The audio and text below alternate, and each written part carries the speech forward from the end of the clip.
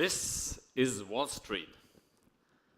It is a picture of the New York Stock Exchange back in the year 1990. It is a place of shouting, of people running around, of paper on the floor, of a lot of buzz and noise. This is the New York Stock Exchange in the year 2010. Most of the noise of the paper on the floor, it has disappeared. All of that made possible by a revolution in technology, by one genius invention called the computer. And with this picture of disruption, warm welcome again from my side as well. Daniel Drummer, as just introduced. And within the next 10 minutes, I want to take you on a journey to the future of capital markets, which is this session now. And I want to share with you where there's a massive amount of opportunity still to be reaped, what the technologies are that will make a change in the 5 or 10 years to come, what banks can do to make use of those technologies that are around, and finally, why we just entered a new era of bank startup partnerships. But because I know that not everybody is familiar with corporate investment bank and capital markets, I want to give you the brief overview. What does that actually mean? What is happening? So corporate investment bank in a nutshell is there to help firms either get money or do something reasonable with their money or manage their risk. So for a second, think Apple, the firm. If Apple would ever need additional money, they could go to the stock markets and issue new shares. They could also go to something called the fixed income markets and issue bonds or notes. Or they could go to a group of banks and get something called a syndicated loan. On the other side, if Apple would ever find themselves in a position that they have too much money or too much cash, which probably they have at the moment, they can buy other firms. This is called mergers and acquisitions. They can do something just to manage their money. It's called cash management, liquidity management. And if they want to manage their risk, for example, against currencies or interest rates, they can buy something called financial derivatives. Then there are even more obscure areas of investment banking like treasury services, prime brokerage, or custody, which most people have never heard of. So why does this matter? Why should you care? Well, let's look at the size of those markets. So the stock market, which is the thing you usually see on the evening news and the tickers and what most people consider to be capital markets, has a global size of about $69–70 trillion. This is massive. So trillion is with a T. It's not billion, it's trillion. However, if you look at the fixed income markets, which most people have never heard of, they have a size of about $170 trillion. And if you look at those derivatives, they have a notional outstanding, according to the Bank of International Settlements, of about mind-blowing $550 trillion. So this is huge. And now thinking about the technology change you've seen in the stock markets, which I showed you in the beginning, let's look at this middle piece, the fixed income markets, the bond markets. So this is how a typical bond trader desk would have looked like back in 1990. If you would go back to the same desk in the year 2016, chances are it would look like this. I may be exaggerating a bit, but in fact, most of this business nowadays, of those $170 trillion, are still managed or handled and traded over the phone. And yes, even in the year 2016, banks still use fax machines on the back office side. So it is no wonder that a number of prestigious firms have just this year started to put out some white papers and said, look at this. This is a massive opportunity. Why has nobody started to disrupt those capital markets or this investment banking area? Very good papers, by the way. You can check them out. They're all publicly available. So the computer was only the beginning. Now we have even more technologies that could make a difference in the years to come.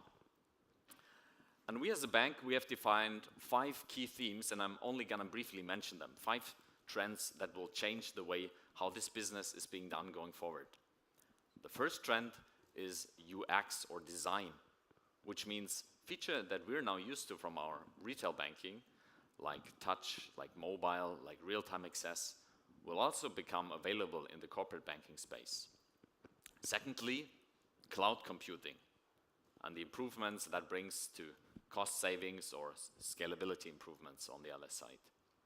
The third one is what we call robotics or process automation, which helps to get rid of manual, repetitive tasks, especially on the back office and on the middle office side. And the fourth and the fifth, which I'm personally involved in and which I'm most excited about, are artificial intelligence / machine learning, which allows us to make use of all the massive amount of data and to use algorithms to support decision making. And of course, finally, the blockchain as the fifth technology, which we talked about in length yesterday. So, we see those technologies, we see this old school way of doing business in investment banking. What should a bank do now to become ready to weather the storm of new technologies? Generally, there are three major ways what a bank can do, or any financial institution for that matter. The first one is you can start and innovate yourself. You can hire people, you can develop new solutions. As Caroline from FinLeap showed yesterday, she called it a transformation from within. I kind of like that phrase. The second one is you can go out and find companies that are already good in that are already developing, that are already providing solutions. Those can be big vendors like IBM, Watson, for example, in the AI space, like medium-sized firms, for example, Ayazi in the data science space. Or you can invest in companies as well. And then there's the third and exciting piece, which I'm gonna share in a minute, but before that, I don't think there's a right and wrong. So actually, we're doing all of the above at JP Morgan. So we have just built a large, on the first part, on the in-house innovation part, we just built a large blockchain center of excellence in New York. The team there is building our own solutions, prototypes in the blockchain space. They just released our own protocol called Quorum, which you can check out. It's available now on GitHub. We've hired a number of the world's best data scientists to build a data science center. And I'm always amazed when I meet those people. So this is happening in-house. We're also investing in companies. For example, we invested together with Goldman Sachs in a company called Symphony. They do trader communication, and they want to basically reinvent this Bloomberg terminal you saw a couple of minutes earlier. But we realized over time that there's only a limited number of companies out there that is actually relevant for the business that we're doing, and that is of that scale that they can go through all our onboarding processes at a bank and manage to clear the bar, which is quite high if you want to work with a bank. Whoever tried to sell into a bank will know that's true. So what we created is an entirely new program called In Residence. And maybe to give you the context, so in the beginning, fintech was all about disruption. It was fintech against the banks. Who will win? Then maybe 2 years ago or so, we started to kind of like each other, and we talk about partnerships and cooperations and working together. But I believe we now entered a new era of bank partner or bank and startup cooperation, which is co-creation of solutions.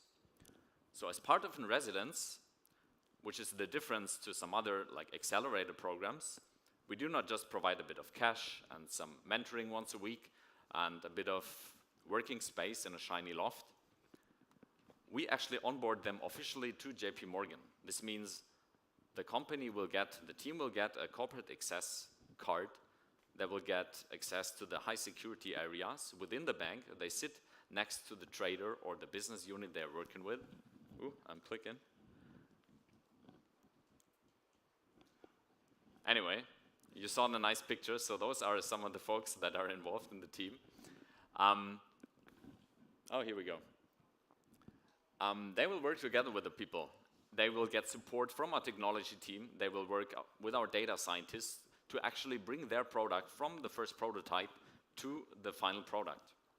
And when they leave the program again after 3 months or 6 months or however long it takes to develop that product, they will leave the program and they will retain all the IP, so the intellectual property, the rights that we help them develop. And they can go out and sell this to any other bank.